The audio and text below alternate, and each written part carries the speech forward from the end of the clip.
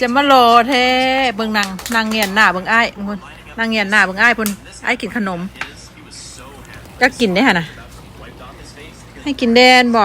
ได้เอาแครอทลงมาให้ซ้ำจนได้บอกไอเว่นไปเอาแครอทมาให้เด้อได้ยินบอกเสียงโรบอทนั่นคีนฮะนะโรบอทคีนพูไม่แต่อีเจิดเนี่ยนางอยากกินน้ำเก่าจู๋ไปเจอแล้ว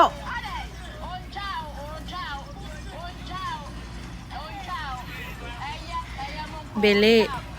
ใส่น้ำก้อนแซ่บกับอากาศร้อนๆจังสิอ้าวมานอนยังนี่ซะวะมาไปนอนอยู่บอนนุ่มๆพุ่น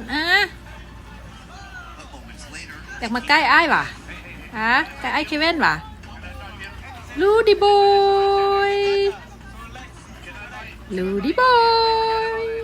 นอนเล่นสบายดิ